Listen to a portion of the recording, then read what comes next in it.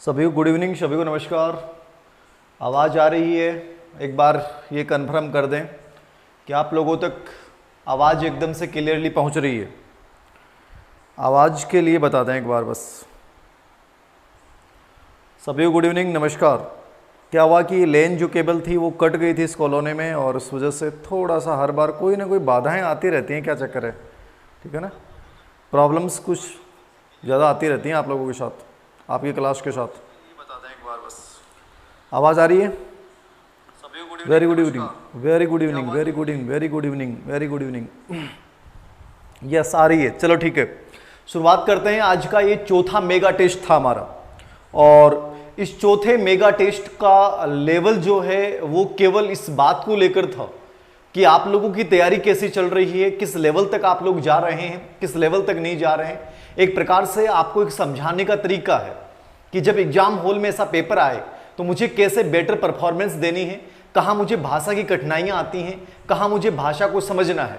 ये सब चीज़ें आपके जहन में आनी चाहिए, याद रखना, ठीक है? नमस्कार गुरुजी, तार भड़का के, हाँ सही कह रहे हो यार। अरे ये लेन वेन की इंटरनेट की केबलें होती हैं, इनका पता नहीं चलता अब कहाँ जाती हैं दिक्कतें। Yes sir, yes sir, good evening. तो शुरुआत करते हैं। जिनका भी बर्थडे है उन सभी को बहुत सारी शुभकामनाएं। ईश्वर आपको बहुत लंबी उम्र दे, आप ज़िंदगी में बहुत उन्नति करें।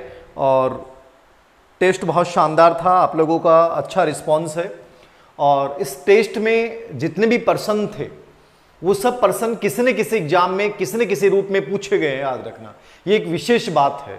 और इसके माध्यम से मतलब 30% आपके एक प्रकार से तैयार हुए हैं, और इन 30% के साथ बहुत सारी चीजें अपने तैयार होंगी। पहला प्रश्न था, यदि आप नवजात के मुंह के कोने में स्ट्रोक करें, ठीक है ना, किसी भी कोने में, मतलब मुंह के कोने में स्ट्रोक कर रहे हैं, यहां कर रहे हैं, वहां कर रहे हैं, तो उसका सिर उधर मुड़ जाता है जिधर आप स्ट्रोक कर रहे हैं। वो अपने होठ खोलता है, अपनी जीभ बाहर निकालता है और वस्तु को अपने मुंह में ले जाने का प्रयास करता है ताकि उसे चूस सके। शिशु ये क्या प्रदर्शित कर रहा है? बहुत सिंपल सी चीज है। हम जब बाल विकास पढ़ते हैं, और बाल विकास में मैंने आपको एक विशेष क्रियाओं के नाम से एक बिंदु डाल रखा है। ये नेट में भी आया हुआ प्रश्न है और सीटेट में भी आया हुआ प्रश्न है।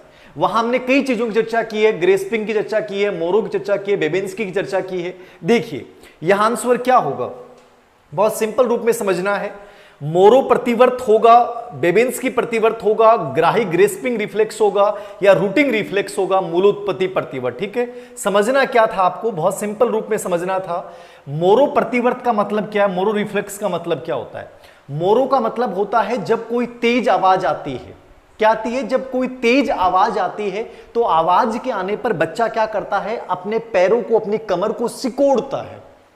ठीक है, अपनी कमर को क्या करता है, सिकोड़ता है। कब सिकोड़ता है? जब तेज आवाज आती है, याद रखना। ठीक है, नंबर 2 पे बेबेंस्की क्या होती है? 2 से 5 माह के मध्य होती है मोरो। बेबेंस्की क्या होती है? जब पैर का तलवा होता है उसको यूं ही आप अंगुली लगाइए, आप छोटे से बच्चे को अंगुली लगाइएगा, याद रखना 7 माह तक के बच्चे को, तो उसकी अंगुलियां यूं मुड़ेंगी। क्या मुड़ेंगी? यूं मुड़ेंगी। वो बेबेंस्की है। तो बेबेंस्की भी नहीं हो सकता, मोरो भी नहीं हो सकता। ग्राही प्रतिवर्त, ग्रेस्पिंग रिफ्लेक्स। ग्राही प्रतिवर्त का मतलब होता है जब वो कोई वस्तु को पकड़ने की कोशिश कर रहा है, सिर्फ पकड़ना आएगा, सिर्फ पकड़ना आएगा, याद रखना। तो पकड़ना कोई चीज को क्या होता है? ग्रेस्पिंग। अब जैसे पकड़ तो यहां भी रहा है लेकिन वो यहां चूसने के लिए पकड़ रहा है। ठीक है, तो वो मतलब ग्रेस्पिंग नहीं है, याद रखना। मूल उत्पत्ति प्रतिवर्त, रूटिंग, ये रूटिंग की भाषा होती है जब किसी भी कोने में आप या गर्दन के या कोई भी चीज को स्पर्श करोगे तो उसी कोने में गर्दन को घुमा देगा। क्या करेगा? आप इधर कर रहे हो तो आपकी तरफ गर्दन घुमा रहा है, आप इधर कर रहे हो तो आपकी तरफ गर्दन घुमा रहा है। इसको अपन कौन सी क्रिया बोलते हैं? रूटिंग बोलते हैं, याद रखना। तो ये आंसर क्या हो जाएगा? डी आंसर हो जाएगा, रूटिंग इसका आंसर हो जाएगा। तो एक बहुत अच्छा प्रश्न था, एक आइडिया लगा होगा कि यहां से ऐसा प्रश्न बनाया जा सकता है और मुझे इस लेवल पे एग्जाम के लिए जाना है। ठीक है, दूसरे प्रश्न की ओर अपन चल रहे हैं। बहुत अच्छा प्रश्न था, बहुत अच्छा लेवल था पेपर का। सभी प्रश्न ऐसे बनाए हैं जो एग्जाम में आने वाले हों। अगला देखिए, बुद्धिमत्ता, इंटेलिजेंस एक ऐसी प्रक्रिया है जो कई अवस्थाओं की श्रृंखला के माध्यम से बढ़ती है, विकसित होती है। छोटे बच्चे बनाम बड़े बच्चों की सोच के बीच गुणात्मक और मात्रात्मक दोनों अंतर हैं। इस सिद्धांत को किसने प्रतिपादित किया? ठीक है, बुद्धिमत्ता की जब आप बात करते हैं, इंटेलिजेंस की जब अपन बात करते हैं, याद रखना, तो यहां आपको जो समझना है, ठीक है, यहां क्या करना है आपको, जो समझना है, याद रखना, वो क्या समझना था? ये दो ही चीजें आपको स्पेशली समझनी है यहां पे। सिंपल सी बात है, जब हम बुद्धिमत्ता इंटेलिजेंस की बात करते हैं, बुद्धिमत्ता इंटेलिजेंस को अर्जित योग्यता किसने कहा था? जीन पियाजे ने, हार्वर्ड गार्डनर ने, सबकी चर्चा है। लेकिन गुणात्मक और मात्रात्मक दोनों अंतर पाए जाते हैं। यहां कंफ्यूजन ये हो रहा है, ये प्रश्न एग्जाम में पूछा गया है, सीटेट एग्जाम में पूछा गया है, एजुकेशन नेट एग्जाम में पूछा गया है। यहां प्रॉब्लम ये आ रही है कि गुणात्मक अंतर की बात तो जीन पियाजे करता है, लेकिन मात्रात्मक अंतर की बात पियाजे करता है कि नहीं करता है? तो नॉर्मली यदि हम पढ़ते हैं तो मात्रात्मक अंतर का ये उल्लेख नहीं करता है। लेकिन याद रखो, जब ऐसा प्रश्न आए तो आपको यह समझना है कि गुणात्मक अंतर की चर्चा किसी और ने की है क्या? नहीं की। इसका मतलब आपको कोई डाउट नहीं होना चाहिए। बहुत सारे बच्चों का इस टेस्ट में 28 से 29 क्वेश्चन पे गए हैं, मैं उनको बहुत बधाई देता हूं। जिस बच्चे ने ईमानदारी से इस पेपर को हल किया और 25 प्लस गया है तो वो बहुत स्ट्रॉन्ग स्थिति में है, याद रखना, ठीक है। और जो अंडर 20 है उसको वास्तव में विचारणीय है कि वो पढ़ क्या रहा है और समझने में कहां दिक्कत आ रही है, वो क्या नहीं समझ पा रहा है, ये आपको समझना पड़ेगा, याद रखना। क्योंकि अब ये पेपर इतना हार्ड नहीं था, इतना हार्ड नहीं था, याद रखना, एक मध्यम लेवल का पेपर था ये। तो गुणात्मक और मात्रात्मक अंतर की जो बात की है, क्वालिटी और क्वांटिटिव जो डिफरेंस है बुद्धिमत्ता में, वो किसने बात की है? वो जीन पियाजे ने बात की है। किसने बात की है? जीन पियाजे ने, ठीक है। तो स्पेशली गुणात्मक अंतर की बात की और इन्होंने कहा कि विकास जो होता है वो असतत होता है और वो 4 अवस्थाओं के माध्यम से गुजरता है। तो यहां आंसर आपको क्या करना है? असतत करना है। क्या करना है? असतत विकास बताया था और गुणात्मक अंतर की बात इसने की थी, याद रखना, ठीक है। हाँ, 25 आए तो बहुत बढ़िया, 27 आए तो बहुत बढ़िया। सर दिखाई नहीं दे रहा है यार, ये इसने एक पीडीएफ है, ये तो पीडीएफ में इन्होंने क्या किया है कि ये इंग्लिश और हिंदी का एक साथ बना दिया। अब इसलिए थोड़ी सी दिक्कत आ रही है, मैं मोटा ज़्यादा कर नहीं पा रहा हूँ इसको। चलो मैं कोशिश करूंगा आगे वाले प्रश्नों में। 3 नंबर में, कौन ये लॉजिक देता है कि किसी की मध्यस्थता, कौन ये लॉजिक देता है कि किसी की मध्यस्थता अधिक सुविज्ञ अधिगम में महत्वपूर्ण है? कौन ये कहता है कि कोई चीज में मध्यस्थता यदि हो जाएगी तो उससे लर्निंग आपका अधिक अच्छा होगा? अधिक सुविज्ञ अधिगम में महत्वपूर्ण है, ठीक है। तो meditation of someone more knowledgeable is whittle in learning, मतलब कौन लॉजिक ये देता है, कौन ये बात कहता है कि यदि कोई चीज की मध्यस्थता हमारे बीच हो जाती है तो लर्निंग ज्यादा बेटर होता है? बताइए, बताइए। समग्र मनोविज्ञान बुधवार तक ट्राई करो भाई, कल आ जाएगी शायद, लेकिन मैं कह नहीं सकता। सर 28 थे मेरे, रैंक कैसे पता चलेगी? रैंक कल डाल दूंगा मैं, रैंक कल डाल दूंगा। हाँ, ये गलत हुआ सर, क्योंकि गुणात्मक का पता था पर पियाजे मात्रात्मक नहीं, इसलिए हार्वर्ड गार्डनर कर दिया। देखो हार्वर्ड गार्डनर ने तो दोनों की चर्चा ही नहीं की है, तो हाँ इससे भी कंफ्यूजन हो जाता है, ठीक है। लेकिन ये आया हुआ प्रश्न और इसका आंसर पियाजे ही माना गया था। देखिए डी, वेरी गुड, एकदम सही आंसर है। यहां आपको दिमाग लगाना था। देखो इतना इंटेलिजेंट पर्सन पूछा गया है ये। अब जिस बच्चे ने वाइगोत्स्की पढ़ लिया है और वाइगोत्स्की समझ लिया है तो बच्चा बहुत आराम से कर सकता है, याद रखना, कहीं दिक्कत ही नहीं आएगी। वाइगोत्स्की दिया उसने कर लिया है तो ठीक है, वाइगोत्स्की यदि उसने कर लिया है तो कहीं दिक्कत ही नहीं आएगी। पियाजे, इरिक्सन, फ्राइड, वाइगोत्स्की क्या कहता है?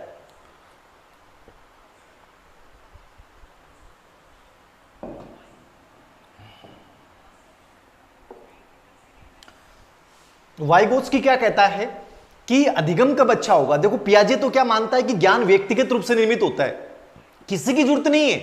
पियाजे कहता है किसी की जरूरत ही नहीं है, बच्चा खुद ज्ञान का निर्माण कर लेगा, कोई आए न आए कोई फर्क नहीं पड़ता है, लेकिन बच्चा ज्ञान का निर्माण खुद करेगा। ये पियाजे का मत है जिसका व्यक्तिगत निर्मितवाद की अपन चर्चा करते हैं। लेकिन वाइगोत्स्की ने क्या कहा? सामाजिक निर्मितवाद क्या था? दिमाग लगाना था। कितना इंटेलिजेंट पर्सन है, मतलब पूरा वाइगोत्स्की रट लिया और फिर समझ में नहीं आया, गुरुजी माने या लागू कि गुरुजी हम तो पियाजे हो उसके, ठीक है। अरे दिमाग लगाना था। जो सामाजिक निर्मितवाद की बात कर रहा है वो कहता है कि व्यक्ति और समाज, संस्कृति, इनके माध्यम से बच्चा सीखता है। तो समाज और संस्कृति की मध्यस्थता को मानता है, दूसरे व्यक्तियों की सहायता से सीखता है। ये कौन मान रहा है? वाइगोत्स्की मान रहा है। तो मध्यस्थता की बात कौन कर रहा है? वाइगोत्स्की कर रहा है। कितना एकदम नॉर्मल पर्सन था और ये गलत करके आ गए। मतलब एकदम एग्जाम लेवल, ऐसा लग रहा है कि बोर्ड एग्जाम का आने वाला पेपर हो, वही चीजें एकदम से मतलब उस लेवल तक लेके गया हूं। कॉन्सेप्ट को समझिए, अपने इनसाइट का यूज कीजिए, मजा आएगा। इतना हार्ड पेपर नहीं है। आगे देखिए, निश्चित रूप से सफर है, आपके कोर्स ले लें क्या? देखिए कोर्स पे आज और कल 2 दिन छूट है 15 अगस्त के नाम की। और मेरे अकॉर्डिंग यदि आपको कहीं साइकोलॉजी कॉन्सेप्ट समझ में नहीं आए तो मैं वैसे नॉर्मली बोलता नहीं हूँ कोर्स के लिए, लेकिन मेरे अकॉर्डिंग लेना चाहिए, क्योंकि टेस्ट सीरीज उसमें है, आरबीसी बोर्ड की किताबें उसमें करवा रखी हैं, पूरा कंप्लीट वीडियो है। तो यदि आप 369 रुपए में आपको 4 चीजें एक साथ मिल रही हैं तो मेरे अकॉर्डिंग फिर इससे सस्ता क्या होगा। ठीक है, 300 रुपए का रिचार्ज होता है, उसमें सब कुछ मिल रहा है। तो आज और कल 2 दिन ये ऑफर है, आप ले सकते हैं। आगे देखिए चौथा प्रश्न, तो ये बहुत अच्छा प्रश्न था। आगे देखिए, अधिगम सीखना प्रक्रिया निर्माण तत्वों का सीक्वेंस है। बहुत अच्छा प्रश्न है ये भी। अधिगम सीखना प्रक्रिया निर्माण तत्वों का सीक्वेंस है। अब ये लर्निंग पे पूछा गया प्रश्न है। ये प्रश्न भी आप में से हो सकता है बहुत से बच्चों ने गलत कर दिया हो, जबकि गलत करने वाला प्रश्न नहीं है। ये गलत करने वाला और गलत होने वाला प्रश्न ही नहीं है, होना भी नहीं चाहिए। क्यों करते हो आप लोग मुझे नहीं पता। वेरी गुड इवनिंग सभी को, नमस्कार नमस्कार नमस्कार नमस्कार नमस्कार। प्लीज स्क्रीन का कलर चेंज कर दीजिए। अरे ये वैसे नहीं है यार, ये पीडीएफ है। अब क्या है कि पीपीटी बनाने में तो टाइम लगता है ना, अगले दिन यदि कल मैं करवाता तो पीपीटी बन के जाती है, लेकिन आज अपन तुरंत कर रहे हैं तो ये इसमें ही व्हाइट में काम चलाना पड़ेगा। ये सिर्फ नॉर्मल पीडीएफ है, ठीक है, तो थोड़ा सा कर लो यार। आपका आशीर्वाद रहा तो अगली 15 अगस्त को हम राजकीय प्राथमिक विद्यालय में झंडारोहण करेंगे। निश्चित रूप से लेवल 2 वाले उच्च प्राथमिक में और लेवल 1 वाले प्राथमिक में निश्चित रूप से झंडारोहण करेंगे। और मैं तो उम्मीद करता हूं कि 26 जनवरी पे शायद आपको ये मौका मिल जाए। तो दुआओं में सब कुछ है। देखिए, अधिगम सीखना प्रक्रिया निर्माण के तत्वों का सीक्वेंस है। क्या है? उद्दीपक, शिक्षार्थी और प्रतिक्रिया, शिक्षार्थी, उद्दीपक और प्रतिक्रिया, प्रतिक्रिया, उद्दीपक और शिक्षार्थी। इतना कॉमन सेंस का प्रश्न है, इतना कॉमन सेंस का प्रश्न है कि लर्निंग की प्रक्रिया की शुरुआत किससे होगी। तो लर्निंग की प्रक्रिया की शुरुआत कौन करेगा? सबसे पहले कॉमन सेंस की बात है, आप करोगे, बच्चा करेगा। तो 1 नंबर पे कौन आएगा? बच्चा आएगा, बालक आएगा। फिर किसके मध्य से लर्निंग होगा? करेगा कौन? बालक करेगा। तो पहला बिंदु तो कौन हो गया? बालक हो गया। किसके मध्य से होगा? तो उद्दीपक और रिस्पॉन्स के मध्य से होगा। आर और एस और आर के मध्य होगा। एस का मतलब क्या है? स्टिमुलस से, आर का मतलब रिस्पॉन्स है। तो उद्दीपक अनुक्रिया के मध्य होगा। कौन करेगा? बालक करेगा। तो ये सीक्वेंसिंग पूछ रहा है कि ज्ञान के निर्माण की प्रक्रिया की शुरुआत कैसे होती है। ऐसे प्रश्न का आंसर भी आप लोग गलत कर देते हैं, बड़ा अफसोस होता है साहब, बड़ा अफसोस होता है कि ऐसे प्रश्नों का आंसर गलत क्यों करते हैं। 20+ है तो अच्छी बात है, 20 से कम है मैं उनको लिए कह रहा हूं कि डाउन है, हम डाउन है, याद रखना। तो इसमें बी आंसर हो जाएगा। क्या हो जाएगा? B answer. शिक्षार्थी सबसे पहले, उद्दीपक उसके बाद, जिसको देखकर अपन कर रहे हैं, अनुक्रिया जिसको देखकर अपन कर रहे हैं, दोनों में संबंध स्थापित होते हैं, लर्निंग हो जाएगा। नेक्स्ट 5 नंबर का प्रश्न,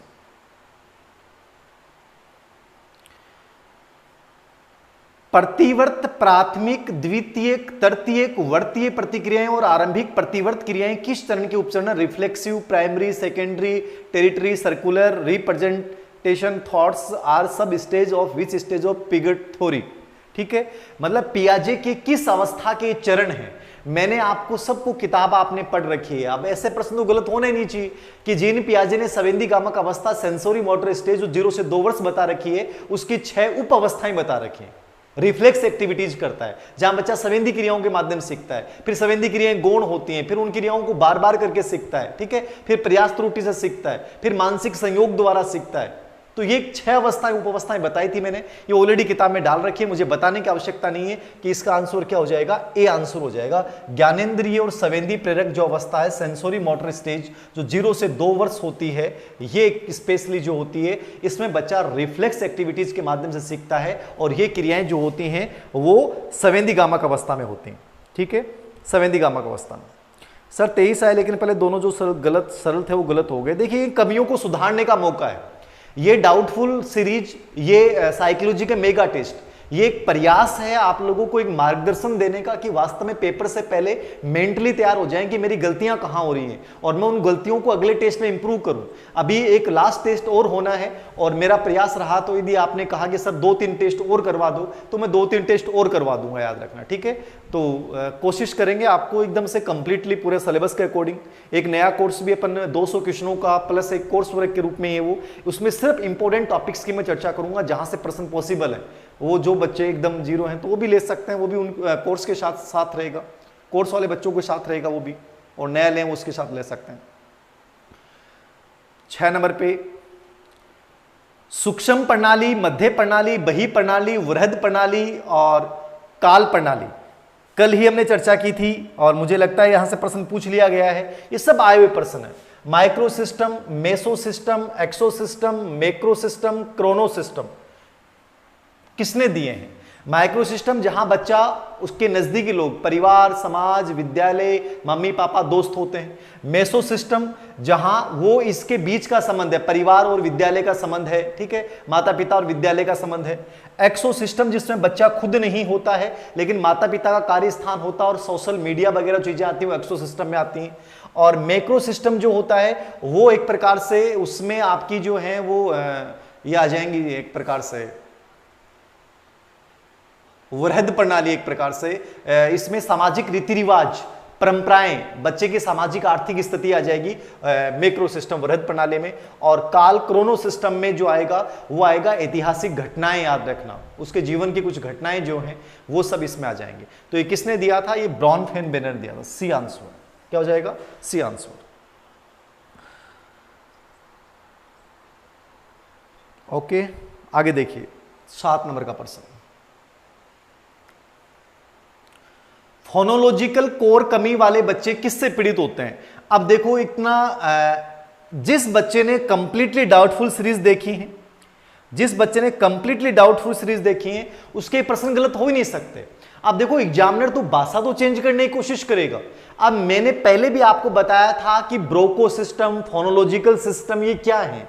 ये फोनोलॉजिकल जो कोर है, ठीक है, इसका संबंध किससे होता है? इसका संबंध हमारे स्पीच से होता है। किससे होता है? हमारे स्पीच से होता है, यानी बोलने से होता है। तो स्पेशली आपकी ध्वनि को, बोलने को प्रभावित करता है और फोनोलॉजिकल प्रभावित करता है। तो यहां आपको कुछ ज्यादा दिमाग नहीं लगाना था कि डिसलेक्सिया हो जाएगा यहां पे, ठीक है। डिसकैल्कुलिया में गणितीय विकृतियां, ये एक प्रकार से मांसपेशीय विकृतियां, मांसपेशियों में संकुचन, ऐंठन आता है, वो विकृतियां।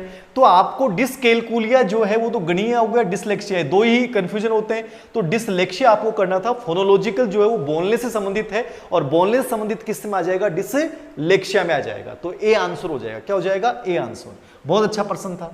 तो देखो लैंग्वेज तो चेंज करेगा साहब, भाषा तो चेंज करेगा साहब, भाषा चेंज करेगी बिना तो बात ही नहीं बनेगी।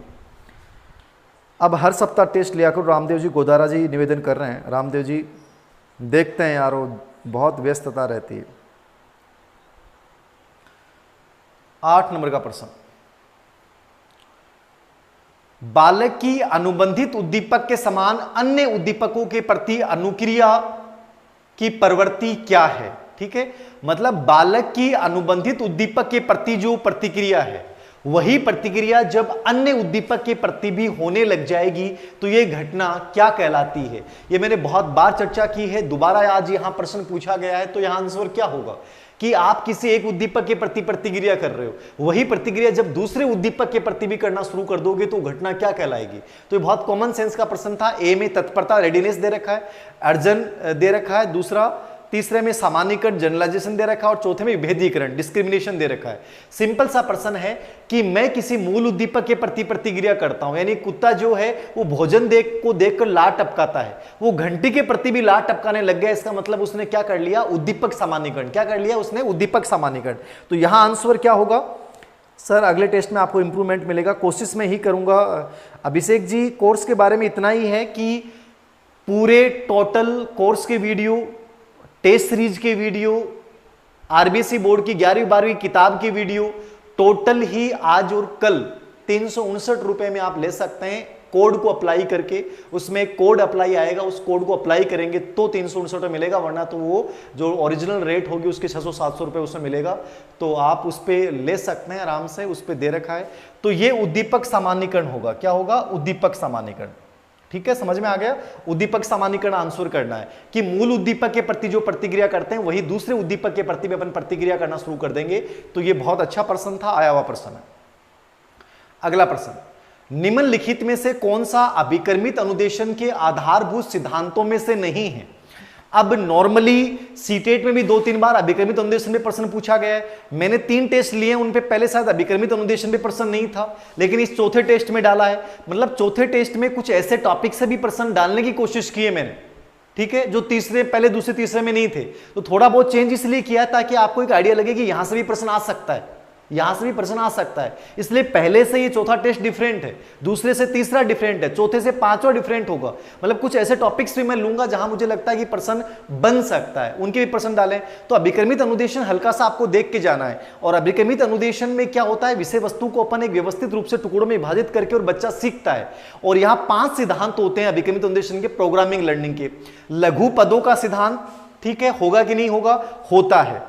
क्या है, होता है। लघु पदों का सिद्धांत होगा, प्रिंसिपल ऑफ स्मॉल स्टेप्स। अध्यापक मूल्यांकन का सिद्धांत नहीं होता है, अध्यापक मूल्यांकन नहीं होता है, बच्चे के मूल्यांकन का होता है। मतलब कि यदि यहां स्व मूल्यांकन होता तो एकदम सही हो जाता, अध्यापक मूल्यांकन गलत है।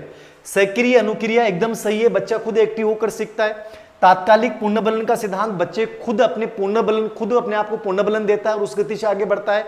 और एक होता है स्व गति का सिद्धांत, अपनी गति से आगे बढ़ता है। ये 5 सिद्धांत होते हैं अभिक्रमित अनुदेशन के, लेकिन अध्यापक मूल्यांकन नहीं होता है, खुद के मूल्यांकन संबंधी सिद्धांत होता है। तो यहां आंसर क्या हो जाएगा, बी आंसर गलत है। क्या हो जाएगा, बी आंसर गलत है। क्या हो जाएगा, बी आंसर गलत है। सर टेस्ट बहुत ही अच्छा है, मेरा टेस्ट मिस हो गया, आप टेस्ट नहीं दे सकते क्या? अब तो ऐप के ऊपर उपलब्ध मिलेगा, जो नॉर्मल टेस्ट सीरीज है उसके ऊपर दे सकते हैं आप, उसके ऊपर टेस्ट को डाल दिया गया है, नॉर्मल जो टेस्ट सीरीज है और जो कोर्स जिन बच्चों ने ले रखा है। आप गुरुदेव पुलिस ट्रेनिंग जोधपुर से आपकी क्लास ले रहा हूँ, गुरुदेव बहुत अच्छा पढ़ाते हैं, धन्यवाद आप सभी को, आप लोगों का प्रेम है ये मिलता रहे और आपको मेरा पढ़ाया पसंद आता है, ये मेरे लिए भी बहुत बड़ी बात है।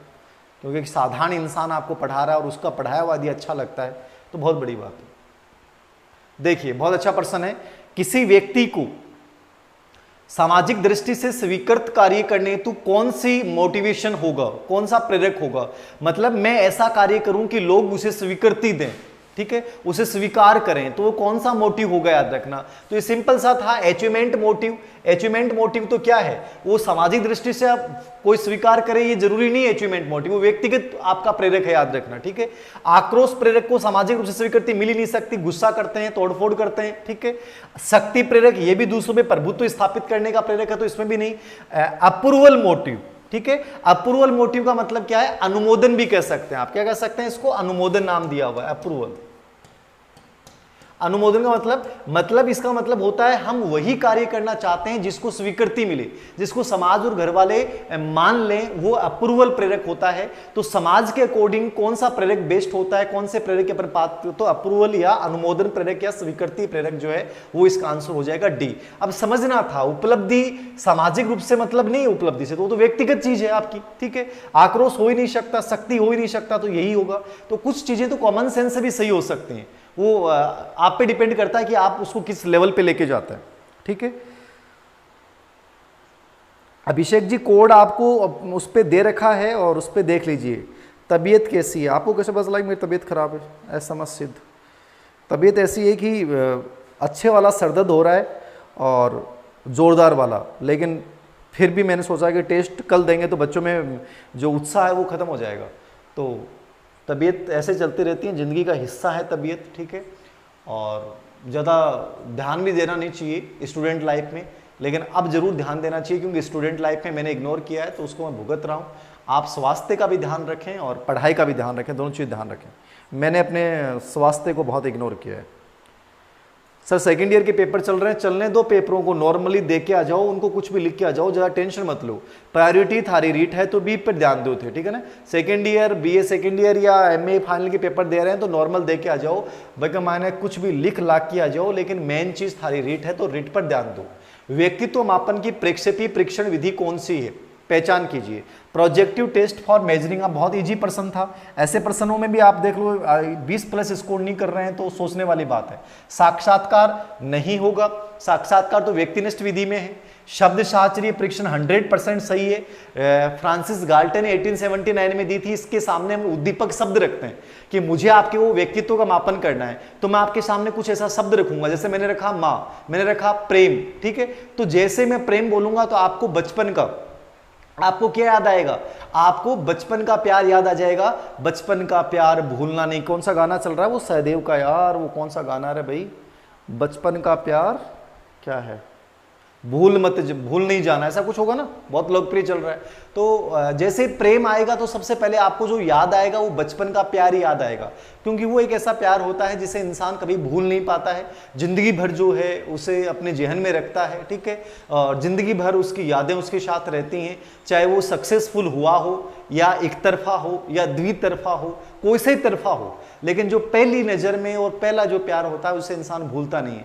तो वो शब्द जब दिमाग में आएगा तो वो चीज़ें आपके दिमाग में तुरंत आ जाएगी, उसका वो चेहरा नजर आएगा, वो आई टू आई कॉन्टेक्ट नजर आएगा, ठीक है। पुराने टाइम में ग्रीटिंग कार्ड दिए जाते थे वो याद आएंगे, आजकल ग्रीटिंग कार्ड नहीं दिए जाते, आजकल डायरेक्ट SMS भेजा जाता है, ठीक है, व्हाट्सएप पे नंबर ले लिए जाते हैं, जैसे कई बच्चे टेलीग्राम पे ट्राई करते हैं, मतलब ट्राई करना ही होता है। अरे ये कोई तरीका थोड़ी होता है, एक लंबी प्रोसेसिंग होती है इसके तहत, ठीक है, आप अगले को प्रभावित करो फिर एक टाइम लगेगा, ऐसे थोड़ी डायरेक्ट टेलीग्राम पे हाय लिख दो और अगला बेवकूफ समझ रखा है। ऐसे हरकतें मत किया करो, बहुत गंदे लगते हो तुम लोग, कम से कम शर्म किया करो थोड़ी बहुत, ठीक है। ये प्रोसेसिंग वाले टाइम होते हैं, कोई ऐसे थोड़ी होता है कि हाय भेजते ही बस अगला आपका अप्रूवल स्वीकार कर लेगा, अनुमोदन की हाँ जी मैं तैयार, आपका इंतजार था, बस आइए आपका इंतजार था। तो शवदेव का था बचपन का प्यार भूल नहीं जाना रे, ठीक है। तो वहां पहुंच गए अपन शब्द शास्त्रीय प्रेक्षण, ये प्रेक्षेपी विधि है, युंग और फ्राइड ने इसका विकास किया था और इसमें उद्दीपक शब्द थे। युंग फ्राइड ने विकास करने के बाद 100 उद्दीपक शब्द हो गए, पहले 75 शब्द थे। व्यक्ति अध्ययन केस स्टडी, ये भी किस विधि में आ जाएगी, किस विधि में आ जाएगी, ये भी व्यक्तिगत आपकी इस विधि में आ जाएगी, ठीक है। और चेक लिस्ट जो है ये रेटिंग स्केल एक प्रकार से आपकी वस्तुनिष्ठ विधि में आ जाएगी। तो ये देख लीजिएगा, इसका आंसर बी हो गया, 12 नंबर का प्रश्न। बचपन का प्यार भूल मत जाना रे, क्या था यार। प्रारंभिक शिक्षा में कहां से कहां तक की शिक्षा शामिल होती है। अब देखो बहुत इजी प्रश्न था ये, RT 2009 के अकॉर्डिंग पूछा गया प्रश्न है।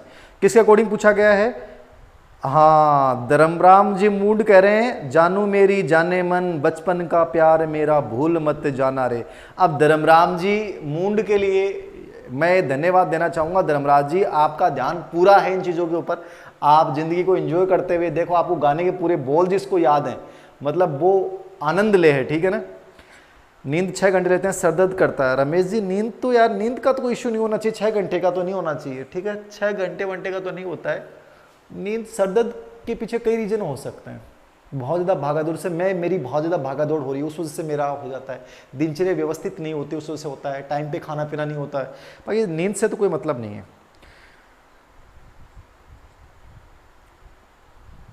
नई शिक्षा नीति 2020 के प्रश्न मेरे अकॉर्डिंग कम चांस हैं।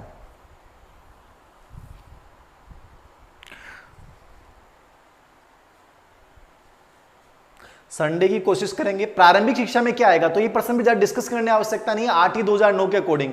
तो इसमें पूर्व प्राथमिक कक्षा 1 से 5, कक्षा 6 से 8 या 1 से 8, तो आंसर डी हो जाएगा, कक्षा 6 1 से 8 हो जाएगा। प्रारंभिक शिक्षा मतलब क्या लिया गया यहाँ पे, 1 से 8 लिया गया RT 2009 के अकॉर्डिंग, ठीक है। प्रारंभिक शिक्षा, प्राथमिक शिक्षा होता तो 1 से 5 होता, लेकिन प्रारंभिक शिक्षा RT 2009 में क्या है, तो प्रारंभिक शिक्षा RT 2009 में क्या है, कक्षा 1 से 8 तक जो है वो इसका आएगा, तो डी आंसर क्या हो जाएगा, डी। अगला प्रश्न है, समस्या समाधान के यादृच्छिक अन्वेषण विधि में व्यक्ति निम्नलिखित में से किस अधिगम सिद्धांत का प्रयोग करता है। मतलब प्रॉब्लम सॉल्विंग जो एक टॉपिक है आपके मानसिक क्रियाओं में, चिंतन, कल्पना, लॉजिक, इन टॉपिकों के साथ नया टॉपिक है समस्या समाधान, ठीक है। तो समस्या समाधान पे मैंने पहले भी प्रश्न करवाया है, तो ये नया टॉपिक आपके सिलेबस में जोड़ा गया था। तो रैंडम रिसर्च सर्च मेथड जो है, तो रैंडम यादृच्छिक अन्वेषण विधि में कौन से सिद्धांत का प्रयोग होता है। अब ये सब प्रश्न अवनी मनोविज्ञान में डाल रखे हैं, मतलब उत्तराखंड का पेपर जो आया वो उसी प्रकार बता रहा हूं। ये पेपर्स लगभग चीजें आप अवनी को ढंग से पढ़ रहे हैं तो ये सब चीजें मिलेंगी। मैंने क्लियरली लिख रखा है कि यादृच्छिक अन्वेषण विधि और एक होती है स्वतः शोध अन्वेषण विधि, ठीक है, ह्यूरिस्टिक विधि। ये दो विधियां होती है समस्या समाधान की मुख्य।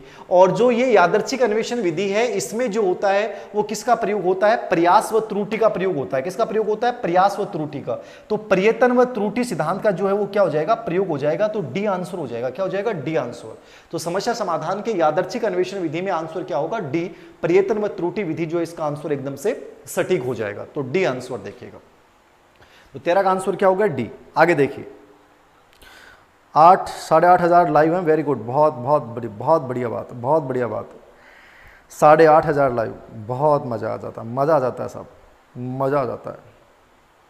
ये थोड़ा सा स्टूडियो बन जाए तो मैं मेरी लाइव स्टोरी लाऊंगा उस दिन, कम से कम 20,000 लाइव तो होना, कम से कम मजा आ जाएगा मेरे को। अगला देखिए, विद्यालय क्रियाकलापों में सुधार हेतु अनुसंधान नामक पुस्तक के लेखक कौन है? ठीक है, अब ये बताने की आवश्यकता नहीं है, एक्शन रिसर्च पे नॉर्मल एक प्रश्न आता है, तो मैंने एक्शन रिसर्च पे बहुत सारे प्रश्न पूछ लिए, टेस्ट सीरीज में बहुत सारे डाल दिए, डाउटफुल सीरीज में बहुत सारे आ गए। अब ये प्रश्न अभी आया था, ठीक है, किसी टेट एग्जाम में, तो वहां से मैंने उठाया है विद्यालय क्रियाकलाप। तो ये बताने की आवश्यकता नहीं है किसकी किताब है, ये स्टीफन एम कोरे की है, जिन्होंने क्रियात्मक अनुसंधान का 1953 में अमेरिका में स्पेशली प्रतिपादन किया। तो यहां बताने की आवश्यकता नहीं, उत्तर क्या होगा? स्टीफन एम कोरे। क्या हो जाएगा? स्टीफन एम कोरे आंसर हो जाएगा। तो बी। तो बहुत इजी प्रश्न था। अगला देखिए, किस आयु स्तर तक शिशु का लगभग 50% मानसिक विकास हो जाता है? अप्रोक्सीमेटली 50% मेंटल डेवलपमेंट बच्चे का कौन से वर्ष तक हो जाता है? अब ये प्रश्न भी बहुत नॉर्मल था, और ये प्रश्न यदि किसी बच्चे का गलत हुआ है तो वो सही नहीं पढ़ रहा है। मैं बार बार ये कह रहा हूं यार, ये कंपटीशन इतना इजी नहीं है, इतने लोग पढ़ रहे हैं, सब अपने बचपन के प्यार को भुला के आज पढ़ रहे हैं। कितनी बड़ी बात है साहब, ये कितनी बड़ी बात है, कितना बड़ा एग्जाम है रीट का। फर्स्ट ग्रेड सेकंड ग्रेड का बच्चा तैयारी करेगा तो बचपन के प्यार को साथ भी रख के कर सकता है, लेकिन रीट के बच्चों ने कितना त्याग कर रखा है मुझे पता है। इतने डेली इतने बच्चों के कमेंट्स आते हैं, तो बचपन के प्यार को भुला के पता नहीं क्या क्या भुला के बेचारे तैयारी कर रहे हैं, और आप लोग ऐसे प्रश्नों को गलत करते हो तो मजा नहीं आता। फिर बहुत जरूरी है कि सर ये ऐप में ऑप्शन नहीं था 12 वाले में क्या? अच्छा वो ऑप्शन नहीं था, एक हो सकता है कोई मिस हो, मैं देखूंगा। निश्चित रूप से इसका आंसर क्या हो जाएगा? 3 वर्ष तक हो जाएगा। बहुत सिंपल प्रश्न है, बहुत सिंपल प्रश्न है। कैसे नहीं होगा 3 वर्ष तक? ये गुड एनफ का स्टेटमेंट आपको दे रखा है मैंने किताब में। बालक का जितना भी मानसिक विकास होता है उसका आधा प्रथम 3 वर्षों में हो जाता है। मानसिक विकास 100%, उसका आधा प्रथम 3 वर्षों में हो जाएगा, मतलब 50%। ये किसका स्टेटमेंट है? गुड एनफ का स्टेटमेंट है। गुड एनफ, बोलो ए आंसर। तो बहुत सिंपल प्रश्न था, बालक का जितना भी मानसिक विकास होता है उसका आधा प्रथम 3 वर्षों में हो जाएगा, तो 3 वर्ष बोल रहा है। तो गुड एनफ के स्टेटमेंट से बनाया गया प्रश्न, एग्जाम में आया हुआ प्रश्न है। बोलो, ऐसे प्रश्न एग्जाम में आते हैं। अब आप गलत करके आते हो, मजा नहीं आता ऐसे प्रश्न। आज के भी प्यार को भुला दिया सर, बहुत बढ़िया, बहुत बढ़िया। भुला दो हर चीज को, भुला दो उस हर चीज को जो बाधा बन जाए, तोड़ दो उन दीवारों को जो रोकने की कोशिश करें।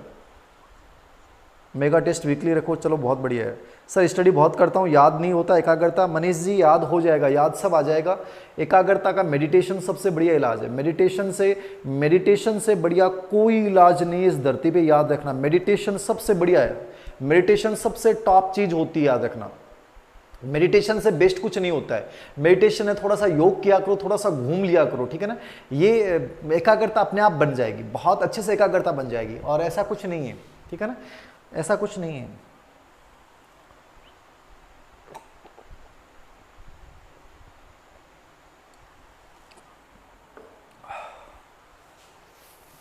तीन वर्ष। 16 नंबर का प्रश्न, निम्नलिखित में से कौन सा विपरीत व्यवहार का लक्षण है? मैंने पहले भी इस प्रश्न की चर्चा की थी। और एक तो कॉल बहुत आते हैं आप लोगों के, कॉल में उठाता ही नहीं हूँ आप लोगों को, मैंने कह रखा बहुत व्यस्तता रहती है, तो कॉल तो बहुत कम किया करो भाई, कॉल मत किया करो यार।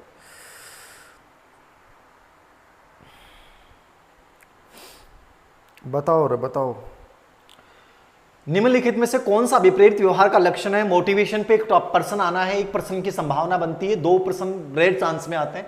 तो मोटिवेशन के ऊपर प्रश्न पूछा, हृदय गति में परिवर्तन, चेंज इन हार्ट बीट, गैर सुसंगत व्यवहार, मतलब अलग ही कर रहे हो भाई। मोटिवेशन का लक्षण थोड़ी है गैर सुसंगत व्यवहार थोड़ी करोगे भाई। मोटिवेट हो गए तो आपको बचपन का प्यार याद ही नहीं आएगा, आप तो पढ़ रहे हो जोरदार तरीके से, आपको किताबें याद आ रही हैं, धीर सिंह सर याद आ रहे हैं, ठीक है, और आरबीसी बोर्ड की किताबों को पढ़ रहे हो, जुनून आ रहा है, तो सुसंगत व्यवहार करोगे। गैर सुसंगत का मतलब है कि इस समय रीट समय भी बचपन के प्यार को याद करके आंसू बहा रहे हो, ठीक है, तो वो गैर सुसंगत व्यवहार हो जाएगा। हृदय गति में परिवर्तन, चेंजेस इन हार्ट बीट, नहीं, हृदय गति से कोई मतलब नहीं है, वो तो घबराहट होती है तब हृदय गति में परिवर्तन होता है।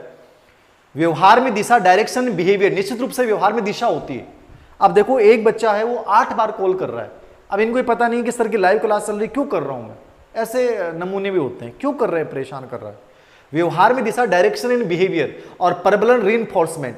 देखिए परबलन रीइंफोर्समेंट तो अभिप्रेरणा है, अभिप्रेरणा का प्रभाव पूछ रहा है, तो प्रभाव क्या होगी, व्यवहार में दिशा होगी, मतलब व्यवहार में एक दिशा युक्त व्यवहार करूंगा, मुझे ये पढ़ना है, मुझे ऐसे करना है, मुझे ये नहीं करना है, मुझे अब इतने दिनों में ये किताबें पढ़नी है, मुझे ये कॉन्टेक्स्ट पढ़ना है, मुझे ये ब्लूप्रिंट के अकॉर्डिंग तैयारी करनी है, मतलब वही पढ़ना है, वही चीजें करनी है जो जरूरी है, बाकी चीजों में मुझे ध्यान ही नहीं देना है। तो व्यवहार में एक दिशा आती है मोटिवेशन से, तो आंसर क्या हो जाएगा, यहां पे सी आंसर हो जाएगा, व्यवहार में दिशा।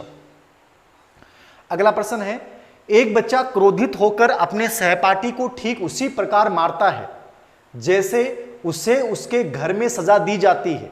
एक बच्चा, गुस्सा आ गया उस बच्चे को और वो आपके सागा लाके 2-4 फ्राड खींच खींच के टेक दिया, लेकिन भी की जो मारना की स्टाइल ही बा स्टाइल ऐ की ही कौन सी कि जे अभी का पापान गुस्सो आवे तो पापान गुस्सो आता है भी का पकड़ की बाढ़ और बाढ़ पकड़ के भी कहे गोल ही गोल गाल दिया 3-4, तो भी टाबर ने भी जब गुस्सो आयो तो वो आप आड़ो सागाड़ो, क्योंकि भी सागाड़ो फालतू बात करो बीच बीच में, जहाँ लाइव क्लास देख रहे हो, एक तो एक धीर सिंह सर की बात पर ध्यान दे रहे हो और एक ने वो आज नयो टॉपिक आ गो ना, अपना बचपन का प्यार भूल मत जाना रहे, ठीक है, जानो मेरी जान क्या था वो, ठीक है। तो अब मान ले वो टाबर सागे बैठे और वो फालतू बात करे है, जो को पढ़ रहे भी को दिमाग खराब हो रहे, गुरुजी की बात सुन लेने दे, ठीक है। अरविंद झाड़ आई, झाड़ आते हैं भी को पकड़िया बाढ़ और खींच के 5-10 गाल दी, शांति हो जाएगी। याद रहा क्यों, बहुत बढ़िया तरीको है यो। माइंड जब डिस्टर्ब हो जाना है तो हमेशा एक ही काम करो, जो थारो रूम पार्टनर है बिका पकड़ की 5-7 तो गाल दो, बढ़िया तरीका हूं, और गालियां बाद में बिका पग पकड़ लो, भाई गलती होगी, दिमाग खराब हो रहे हो, तन बेरो यार मैं इतनी दूर से घर हूँ आया हूँ और दिमाग ही तो खराब हो रहा है, रेट 2 साल होगी तैयारी करता, भाई मेरी कोई गलती को नहीं, बिका पग पकड़ लो, लेकिन बिका 5-7 गाल दी, गालियां बाद में थारे मन में एक संतुष्टि मिल जाएगी, टेंशन दूर हुआ चीजों, ठीक है ना। तो ऐ का व्यवहार कर लेना चाहिए, लेकिन कर्या बाद में तुरंत जो है अगला का पग पकड़ लो, अगला गले लगा लो कि गलती होगी यार, तो समझे मेरी मनोस्थिति कहीं की चल रही है। तो ये जिंदगी में कुछ मतलब समझ रहे ना आप, अरे मत अप्लाई कर देना, मैं तो ऐसे बता रहा हूं। तो अपने एक बच्चा क्रोधित होकर अपने सहपाठी को ठीक उसी प्रकार मारता जैसे उसके घर में उसे सजा दी जाती है। तो ये कौन सा हो जाएगा, क्रिया प्रसूत अनुबंधन, शास्त्रीय अनुबंधन, निरीक्षणात्मक अधिगम या अंतर्दृष्टि अधिगम? बताओ दानी, बताओ दानी, बताओ बताओ। निश्चित रूप से बांडुरा के सिद्धांत पर आधारित है। बहुत अच्छा आंसर है, बहुत अच्छा आंसर है, बहुत अच्छा आंसर है। हेमंत जी कहते हैं जब ध्यान नहीं लगता सर आपको याद कर लेते हैं, बहुत बढ़िया। तो ये सी आंसर हो जाएगा, निरीक्षणात्मक अधिगम, ठीक है ना, बांडुरा के सिद्धांत से रिलेटेड है, बांडुरा के सिद्धांत से रिलेटेड है, ठीक है ना, बांडुरा के सिद्धांत से रिलेटेड है। तो ये देख लेना सी, निरीक्षणात्मक अधिगम। सर आपने प्रैक्टिकल किया क्या? शिवराम जी ये मत पूछो प्रैक्टिकल की, मैं तो एक तरीका बताया, समायोजन की युक्ति बताई है, इसका मतलब ये थोड़ी है कि धीर सिंह सर के ऊपर ही धीर सिंह सर ने चीजें की हैं, मैं तो केवल बताता हूँ आपको, तरीके बताता हूँ पॉजिटिविटी लाने के। कंपटीशन टाइम है ना, लास्ट टाइम होता है ना, वो बड़ा मस्ती का होना चाहिए, हंस खेल के मतलब कंपटीशन को निकाल सकते हो, ठीक है ना, कैसे भी कर लो, ठीक है। एक मुंह बना के रो के मतलब पढ़ रहा हो, एकदम दिमाग खराब हो रहा है, गुस्से में आ रहा है, ऐसे नहीं मत, थोड़ा बहुत मनोरंजन हो जाना चाहिए, और मनोरंजन करने के लिए और तो कोई आएगा नहीं, तो साथ वाले के साथ आजमा लिया कोई तरीके अच्छे हैं। आगे देखो, ये सी आंसर हो गया। आगे देखिए 18 नंबर का प्रश्न, निम्नलिखित में से कौन सा कथन वाइगोस्की के समाज सांस्कृतिक सिद्धांत के संदर्भ में सही नहीं है? अब देखो प्रश्न सिंपल सा ये है कि वाइगोस्की का जो सिद्धांत है उससे संबंधित कौन सा कथन नहीं है, याद रखना। तो वाइगोस्की पे 2 प्रश्न आज पूछे गए, क्योंकि पिछली सीटेट में 3 प्रश्न वाइगोस्की पे आए थे, ठीक है, एचरेट में 2 प्रश्न वाइगोस्की पे आए थे, तो उसी पेट में मैंने 2 प्रश्न वाइगोस्की पे डाले, मतलब आपको ये सचेत करने की कोशिश की कि वाइगोस्की को अच्छे से पढ़ के जाइए। तो वाइगोस्की का सिद्धांत आप सबने पढ़ रखा है। पहला कथन है, बच्चे जो कार्य स्वयं बिना सहायता के पूरा कर सकते हैं उन्हें करते हुए बहुत कम सीखते हैं, ठीक है ना, मतलब वे बच्चे जो कार्य स्वयं बिना सहायता के पूरा कर सकते हैं उन्हें करते हुए बहुत कम सीखते हैं, एकदम सही है। कि वाइगोस्की ये नहीं मानता कि बच्चा हर चीज स्वयं कर सकता है, वाइगोस्की मानता कि जब दूसरों की सहायता लोगे तो उससे अच्छा सीखोगे। तो पहला कथन एकदम सही है वाइगोस्की के अनुसार, कि जो बच्चा खुद अपना कार्य करेगा उसके बजाय दूसरों की सहायता लेगा वो सीखेगा। निकटस्थ विकास का क्षेत्र इस सिद्धांत का एक भाग है, एकदम सही है, जेडपीडी, जहां बालक अपने नजदीकी लोगों की सहायता से ज्ञान का निर्माण करता है। यह बालक के संज्ञानात्मक विकास में भाषा के महत्व की उपेक्षा करता है, किसकी उपेक्षा करता है? भाषा के महत्व की उपेक्षा करता है। क्या सही है? क्या गलत बात है?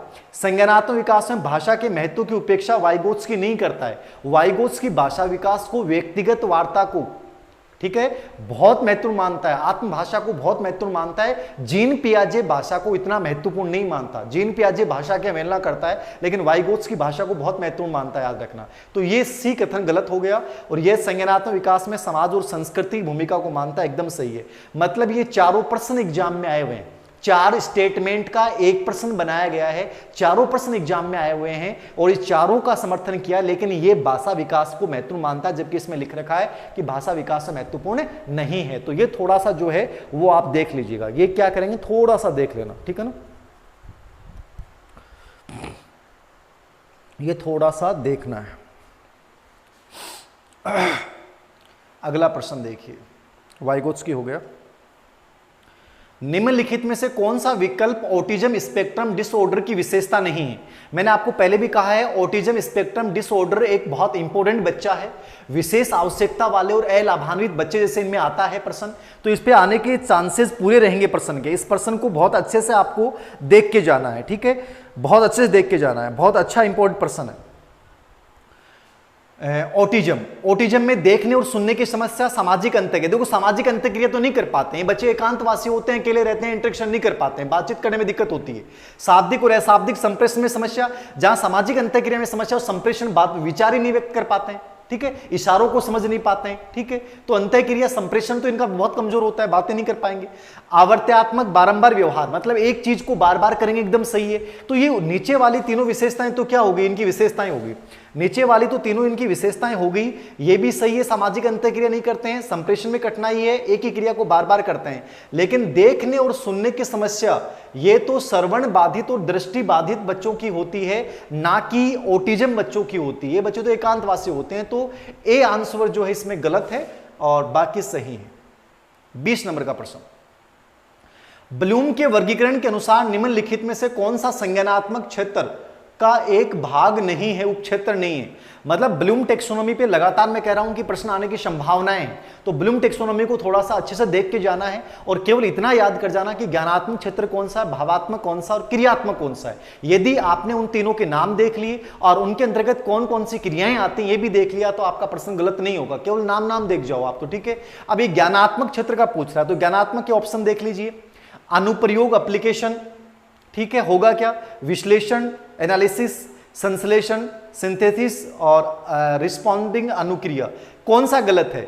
ये तीनों तो होते हैं, यानी ज्ञान होता है, बोध होता है, प्रयोग होता है, विश्लेषण होता है, संश्लेषण होता है और अनुप्रयोग एप्लीकेशन होता है। अनुक्रिया रिस्पॉन्डिंग, अनुक्रिया नहीं होता है भाई, प्रयोग होता है, अनुप्रयोग हो गया मतलब सीखे गए ज्ञान का दूसरी जगह प्रयोग करना, या अनुप्रयोग है, एप्लीकेशन होगा।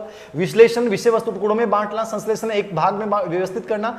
अनुक्रिया रिस्पॉन्डिंग, अनुक्रिया जो होती है वो भावात्मक क्षेत्र में आती है। किस में आती है? भावात्मक क्षेत्र में आती है, तो ये गलत है। बाकी ये तीनों जो है ज्ञानात्मक क्षेत्र का पार्ट होते हैं, तो यहां आंसर क्या हो गया? डी हो गया। क्या हो गया? डी हो गया, तो डी आंसर हो गया, रिस्पॉन्डिंग निश्चित रूप से।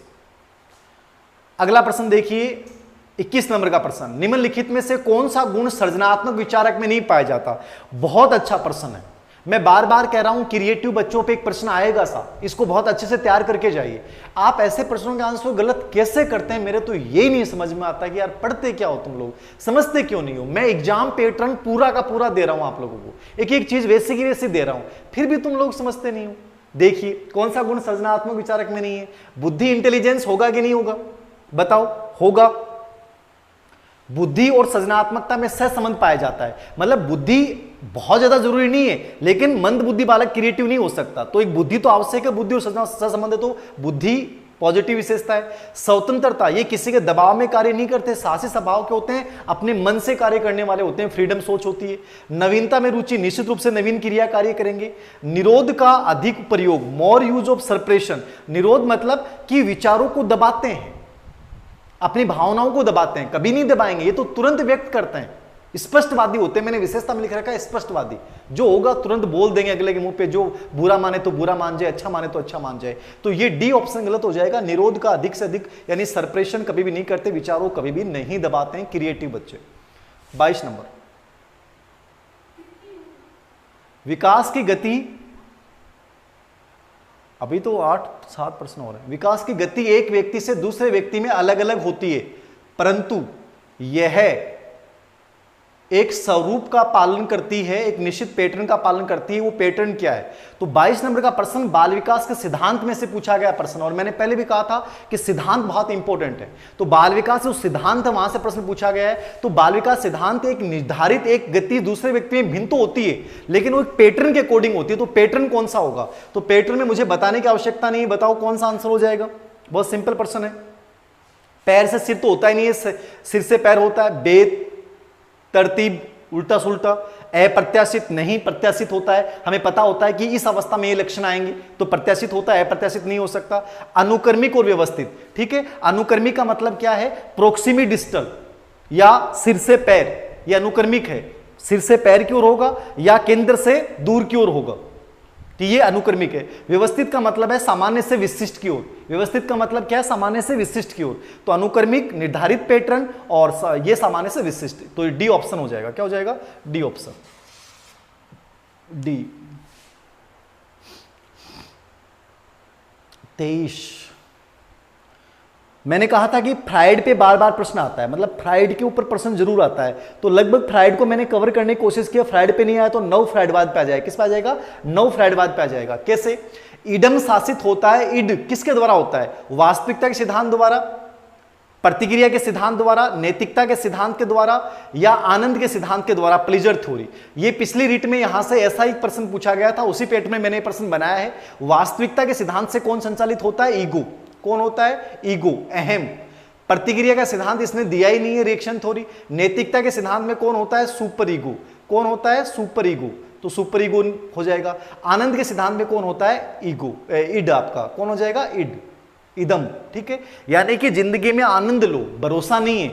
बचपन के प्यार को पाने के लिए कुछ भी किसी भी हद तक गुजर जाओ, ठीक है। बाकी रीट वीट ऐसे होती रहेंगी, इन एग्जामों का कोई मतलब नहीं है। खाओ पियो मौज करो, जिंदगी का कोई भरोसा नहीं है। हर बार पता नहीं, कभी कोरोना आता है, कभी फोरोना आता है, कभी डोरोना आता है, पता नहीं क्या क्या आता रहते हैं। इससे अच्छा जिंदगी को जी लो, खाओ पियो मौज करो, आनंद लो। जिस चीज में आनंद आता है वही क्रिया करो। ये कौन कहता है? इड कहता है। तो डी आंसर हो जाएगा। 24 नंबर, व्यक्तिगत भिन्नताएं पाई जाती हैं। 24 नंबर का प्रश्न, बुद्धि में, अभिवर्ती में, लैंगिक भिन्नता में, उपरोक्त सभी में। आंसर क्या हो जाएगा? उपरोक्त सभी हो जाएगा। तो सभी में पाई जाती है। तो ऐसे प्रश्न के ऊपर मुझे डिस्कशन करने की ज्यादा आवश्यकता नहीं है। 10,000 लाइव, बहुत बढ़िया है, बहुत बढ़िया। बहुत शुभकामनाएं आप लोगों को, जिन बच्चों ने 10,000 बच्चों को इकट्ठा किया है, जिन बच्चों ने बहुत पॉजिटिवली अपने दोस्तों को साथ जोड़ा है, उनको बहुत बधाई। चारवाक एकदम सही कर रहे हो। हाँ, अरे लाइक तो कर दिया करो, एकदम सही कहते हैं। बहुत से बच्चे देख लेते हैं, 2.5 लाख बच्चे देख लेते हैं 3 दिन में वीडियो को। लाइक करते हैं 10 से 15,000। लाइक करते हुए जोर आता है, कर दिया करो यार। और ना करो तो कोई बात नहीं, तो समझ लिया करो, लाइक ना करो तो भी कोई बात नहीं। तो उपरोक्त सभी, डी आंसर हो जाएगा। बुद्धि में व्यक्तिगत भिन्नताएं, व्यक्तिगत भिन्नताओं पे एक प्रश्न आएगा, तो वो या तो प्रभावित करने वाला कारक, या प्रकार, या फ्रांसिस गाल्टन वाला। तो डी आंसर हो जाएगा। एनसीएफ 2005 के अनुसार शिक्षक क्या है? तो बहुत इजी प्रश्न पूछा गया, मतलब 15 प्रश्न। तो देखो, मैंने बोर्ड ब्लूप्रिंट के अकॉर्डिंग पेपर सेट किया है। बोर्ड ब्लूप्रिंट ये कहता है कि 30 प्रश्नों में से 15 प्रश्न तो नॉर्मल होंगे, 5 से 8 प्रश्न होंगे मध्यम लेवल के, और 3 से 5 प्रश्न होंगे बहुत गजब के लेवल के। ये बोर्ड ब्लूप्रिंट होता है, उसी के अकॉर्डिंग पेपर बनाया। तो एनसीएफ 2005 में शिक्षक कौन है? बताने की आवश्यकता नहीं है। सुगमकर्ता, फैसिलेटर। बहुत बार चर्चा की मैंने, फैसिलेटर होगा वो, ठीक है। क्या होगा? फैसिलेटर, सुगमकर्ता। उत्प्रेरक हो सकता है, फैसिलिटेटर हो सकता है, ठीक है। ज्ञान का निर्माण बच्चा करेगा पूर्व अनुभव के आधार पे, तो सुगमकर्ता की भूमिका निभाएगा। 26 नंबर का प्रश्न, शिक्षण का मुख्य उद्देश्य है। शिक्षण अधिगम प्रक्रिया आपके 5 यूनिट में टॉपिक जोड़े गए। इस बार 5 यूनिट से 6 प्रश्न लिए।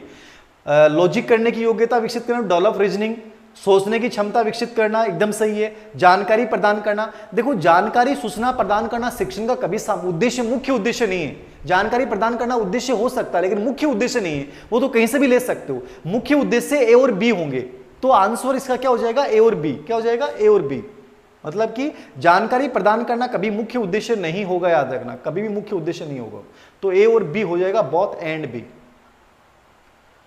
27 नंबर, निम्नलिखित में से किसकी प्रकृति वंशानुगत होती है? बहुत इजी प्रश्न था। मैंने कहा ना कि 15% तो एकदम इजी होंगे बोर्ड ब्लूप्रिंट के अकॉर्डिंग, तो उसी पैटर्न को मैंने फॉलो किया है। व्यवहारगत विभिन्नता ये तो अर्जित है, शारीरिक भिन्नता ये जन्मजात है, शैक्षिक विभिन्नता ये भी अर्जित है, आर्थिक विभिन्नता ये भी अर्जित है। ठीक है, तो इसमें से जन्मजात कौन सी है? तो शारीरिक विभिन्नता होगी, तो आंसर क्या हो गया? बी हो गया। क्या हो गया? B, physical differences. 28 नंबर का प्रश्न सुमेलित है, इसमें 3 से 4 प्रश्नों को शामिल किया है। कौन सा सुमेलित है इनमें से? आक्रामकता मृत्यु मूल प्रवृत्ति एकदम सही है फ्राइड के अकॉर्डिंग, आक्रामकता मृत्यु मूल प्रवृत्ति को व्यक्त करता है। ठीक है, और जीवन मूल प्रवृत्ति को रचनात्मकता व्यक्त करती है, तो एकदम सही है। लुईस ब्रेल का संबंध किससे? दृष्टिबाधित बच्चों से, एकदम सही है। विस्थापन डिस्प्लेसमेंट समायोजन से पूछा गया प्रश्न है। स्वयं की कमी को स्वयं पे निकालना, विस्थापन का मतलब होता है स्वयं की कमी को दूसरों पे निकाल देना, गुस्से को दूसरों पे निकाल देना। बच्चे पे गुस्सा आने मतलब बॉस पे गुस्सा आने पे बच्चे की पिटाई कर देना, तो विस्थापन वो होता है, तो ये गलत है। प्रत्यक्ष रक्षा युक्ति कौन सी होती है? प्रतिगमन नहीं होती, प्रतिगमन तो अप्रत्यक्ष रक्षा युक्ति है। प्रत्यक्ष में तो 4 ही आती हैं, बाधा का विनाश, अन्य उपाय, खोज, लक्ष्य का प्रतिस्थापन, व्याख्या करके निर्णय लेना। तो प्रतिगमन क्या है? पीछे की ओर लौट जाना, ये अप्रत्यक्ष रक्षा युक्ति है। तो सी और डी आंसर गलत है और ए और बी सुमेलित हैं। तो सुमेलित में आंसर क्या हो जाएगा? ए और बी। तो इसका आंसर आप करेंगे 28 नंबर के प्रश्न का डी ऑप्शन हो जाएगा। 1 और 2 आंसर इसका सही हो जाएगा। 29 नंबर का प्रश्न है, एक व्यक्ति के बुद्धि विकास में, एक व्यक्ति के बुद्धि विकास के सूचक को उसकी बौद्धिक आयु को उसकी कालानुक्रमिक आयु से गुणा करने पर तथा 100 से गुणा से भाग देने पर, मतलब उसकी मानसिक आयु को उसकी वास्तविक आयु से भाग देने और 100 से गुणा करने में प्राप्त होता है। अब इस प्रश्न की लैंग्वेज ऐसी बना दी कि कई बच्चे इस प्रश्न को भी गलत करके आ गए। इतना इजी प्रश्न था, इसको भी गलत करके आ गए इसकी लैंग्वेज की वजह से।